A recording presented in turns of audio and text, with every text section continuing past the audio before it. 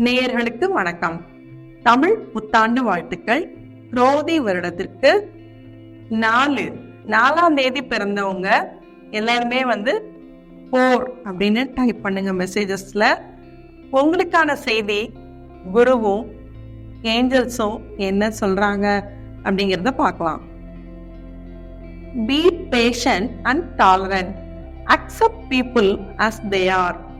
பொறுமையும் சகிப்புத்தன்மையும் accept people as they are.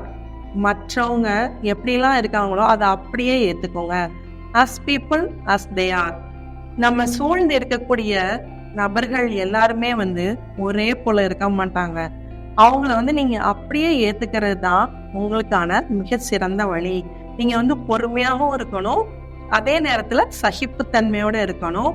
உங்களை சூழ்ந்து இருக்கக்கூடிய பீப்புள் எப்படி இருப்பாங்க அப்படின்னா, ஒவ்வொருத்தரும் ஒரு மாதிரி இருப்பாங்க. ஒவ்வொருத்தரையும் ஒரு பூக்கள் மாதிரி நீங்க அவங்கள அப்படியே ஏத்துக்கிடணும். எப்பவுமே ரோஸ் முட்களோட தான் வரும்.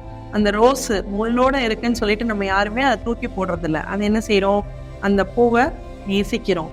அதே போல உங்களை சூழ்ந்து இருக்கிறவங்க தான் உங்களுக்கு நிறைய டஃப் சிச்சுவேஷன் கொடுப்பாங்க. நீங்க அவங்கள அப்படியே ஏத்துக்கோங்க. நம்பர் 4 அப்படின்னு 4ஆம் தேதி பிறந்தவங்க எல்லாருமே டைப் பண்ணுங்க. தேங்க்யூ. 5ஆம் தேதி பிறந்தவங்க எல்லாருக்குமே ஏஞ்சல்ஸும் கடவுள்ஸும் என்ன செய்தி சொல்றாங்க அப்படிங்கிறத பார்க்கலாம். நம்பர் 5 அப்படின்னு டைப் பண்ணுங்க. Your intention must be clear. Always start with the clarity of intention. உங்களுடைய எண்ணம் எதுவாக வேணாலும் இருக்கலாம். அது கிளியரா இருக்கணும், ரொம்ப கிளியரா இருக்கணும். உங்களுக்கு என்ன வேணும் அப்படிங்கிறத நீங்க தெளிவா நீங்க யோசிச்சு அதை செயல்படுத்தி சொல்லும் போது உங்களுக்கான பலன்கள் கை மேல கிடைக்கும். அப்ப 5ஆம் தேதி பிறந்தவங்க எல்லாருமே நம்பர் 5 அப்படின்னு டைப் பண்ணுங்க. உங்களுடைய எண்ணம் தெளிவாக இருக்கும் போது அது ஈடேறும். ஃபார் எக்ஸாம்பிள், இப்ப ஏதாவது வேணும் அப்படின்னா, எனக்கு ஒரு வீடு வேணும் அப்படின்னா எனக்கு வீடு வேணும், எனக்கு ஒரு மொபைல் வேணும் அப்படின்னா ஒரு மொபைல் போன் வேணும் அப்படிங்கறத டார்கெட் பண்ணி சிம்பிளா நீட்டா எழுதுங்க ஒரு வரியில. அது உங்களுக்கு சீக்கிரமா கிடைக்கும். அப்போ உங்களுடைய இன்டென்ஷன், உங்களுடைய எண்ணம் ரொம்ப ஷார்ப்பாவும் தெளிவாகவும் ஷார்ட்டாவும் இருக்கும்போது கண்டிப்பா அதை நோக்கி வெற்றி கிடைக்கும். So always start with clarity. ரொம்ப தெளிவு இருக்கிறது ரொம்ப முக்கியம். தேங்க்யூ. 6ஆம் தேதி பிறந்தவங்க எல்லாருக்குமே கடவுளும் ஏஞ்சல்ஸும் என்ன செய்தி சொல்றாங்க அப்படிங்கிறத நம்ம பார்க்கலாம். உங்களுக்கு என்ன மாதிரி ஒரு விஷயம் இருக்கும். அப்ப 6ஆம் தேதி பிறந்தவங்க எல்லாருமே 6 அப்படின்னு டைப் பண்ணுங்க. உங்களுக்கான மெசேஜ் என்ன?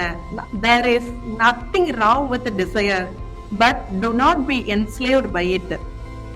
ஆசை இருப்பது தவறு கிடையாது, ஆனா அந்த ஆசைக்கே நம்ம அடிமையாயிட்டோம் அப்படின்னா அது தவறு. அப்போ எது ஆசை எது தேவை அப்படிங்கறதெல்லாம் உங்களுக்கு பிரிச்சு பகுத்தறிஞ்சு பார்க்க தெரியணும். நமக்கு இன்னைக்கு அடிப்படை தேவைகள்லாம் எப்படி இருக்குது, ஆசை எப்படி இருக்குது, தேவை எப்படி இருக்குது, இதெல்லாம் யோசிச்சு பாருங்க. அப்போ நம்ம ஆசைப்படுறது தப்பு கிடையாது, ஏதாவது ஒரு பொருள் வாங்கணும் அப்படின்னாலும். ஆனா இப்ப மெட்டீரியலிஸ்டிக் வேர்ல்ட் ஆயிடுச்சு. எந்த பொருள்னாலுமே நம்ம என்ன செய்யறோம், விலை உயர்ந்ததா தான் வாங்குறோம். அது மாதிரி வாங்கினாதான் ரொம்ப சிறப்பு அப்படின்னு வேற நினைக்கிறோம். அப்படி கிடையாது. அப்போ நம்ம அதுக்கு அடிமையாகிறது கூடாது. இந்த நம்மளை சூழ்ந்து இருக்கக்கூடிய பொருட்களுக்கு அடிமையாக தேவையில்லை. இதுதான் 6ஆம் தேதி பிறந்தவங்களுக்கான மெசேஜ்.